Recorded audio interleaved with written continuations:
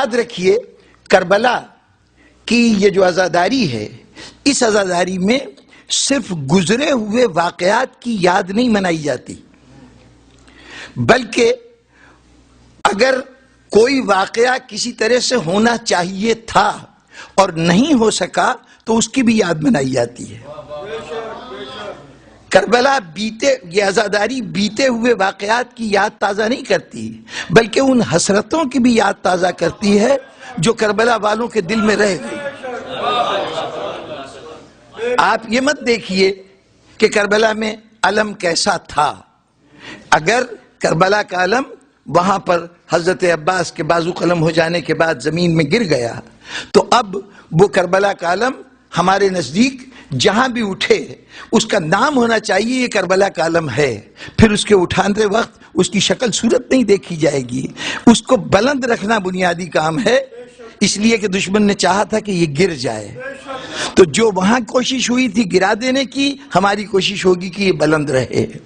وہاں جنازے نہیں اٹھائے گئے، امام حسین السلام کی تدفین نہیں ہوئی، لاشوں کو چھوڑ دیا گیا، ہم تابوتوں کو لے کے اپنے کاندھے پہ چلتے ہیں کہ مولا کا اگر اس وقت دفن نہیں ہونے دیا گیا تھا تو امام زین العابدین علیہ السلام کی حسرت تھی کہ کربلا سے جاتے ہوئے انہوں نے کہا تھا کہ وہ بیٹا مر کیوں نہ جائے جس کے سامنے باپ کا لاشا یوں پڑا ہو اور وہ اس کے لیے کچھ کر نہ سکے۔ تو ہم اس حسرت کی تکمیل کرتے ہیں کہ مولا وہاں جنازہ نہیں اٹھ سکا، ہم جنازے کو اٹھاتے ہیں۔ وہاں بچے پیاسے تھے، ہم جگہ جگہ سبیل لگا دیتے ہیں کہ بچوں کو پانی پلایا جائے، ہر پیاسے کی پیاس بجھائی جائے، کہ اگر اس دن سقائے کربلا کو پانی پلانے کا موقع نہیں ملا تو ہم اس حسرت کی تکمیل کرتے ہیں۔ اور اسی ذیل میں عرض کر دوں کہ مہندی پہ بہت زیادہ بحث ہوتی ہے، مہندی ہو یا نہ ہو، جناب والا اس سے بحث نہیں کہ حضرت قاسم کی شادی ہوئی تھی یا نہیں ہوئی تھی، یہ ایک تاریخی مسئلہ ہے، اس میں کوئی بھی نقطہ نظر ہو سکتا ہے، دونوں باتیں قابل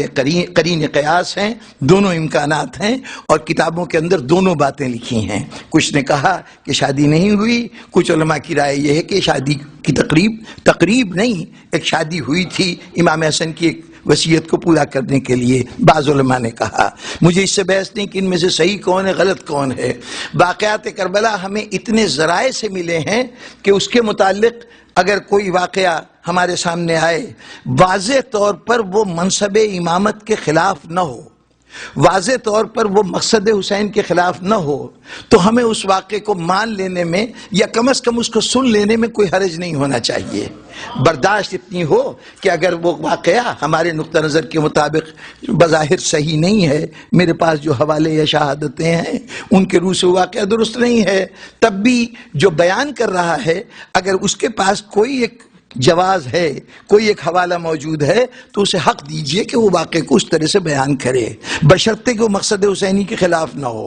وہ امام حسین اسلام کے منصب کے خلاف نہ ہو۔ تو اگر حضرت قاسم کی شادی کے سلسلے میں آپ کی رائے ہے کہ آپ کی معلومات، آپ کے پاس جو حوالہ جات ہیں اس کے روح سے شادی ہوئی تھی، یا کوئی صاحب یہ سمجھتے ہیں کہ میرے پاس جو حوالہ جات ہیں اس کے اعتبار سے اس کے نتیجے میں امام حسین علیہ السلام کی اتنی بیٹیاں ہی نہیں تھیں کہ کوئی بیٹی ہوتی جو حضرت قاسم سے بیاہی جاتی۔ اب دو نقطہ نظر ہیں، اس میں سے جس حوالے سے بھی ذاکر بیان کر رہا ہے سن لینے میں کوئی حرج نہیں ہے، اس کا اثر بھی قبول کیجئے، لیکن اس بحث سے قطع نظر اگر کہیں مہندی برآمد ہوتی ہے تو اس پہ پریشان ہونے کی بات نہیں کہ یہ تو عرب میں نہیں ہوتا تھا، باقی سب عرب میں کب ہوتا تھا۔ مسئلہ صرف اتنا ہے کہ ایک ماں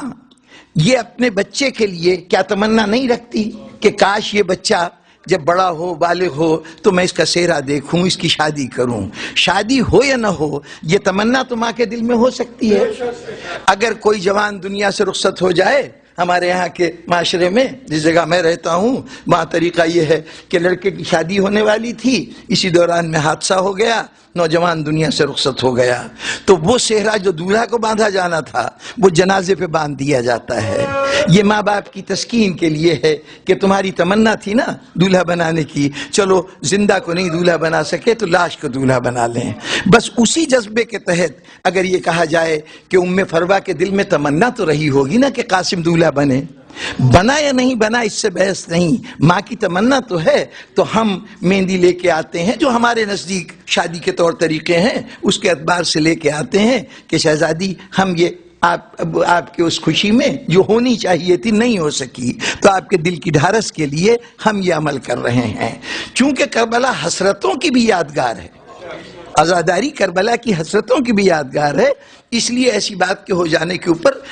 بلا وجہ آپس میں اختلاف پیدا کر کے قوم کو تقسیم نہ کیجئے خدا کے واسطے۔ اور ایک بات جو میں بڑے ادب سے عرض کیا کرتا ہوں، آج کل ایک جذبہ ہے بڑے زور شور سے، عزاداری میں یہ خرابی ہے، عزاداری میں وہ خرابی ہے۔ جناب والا، عزاداری آپ کے زندہ رہنے کا سبب ہے، عزاداری آپ کی زندگی ہے، آپ کے بقا کا سامان ہے۔ عزاداری کی اصلاح کی کوشش نہ کیجئے، عزاداری سے اپنی اصلاح کی کوشش کیجئے۔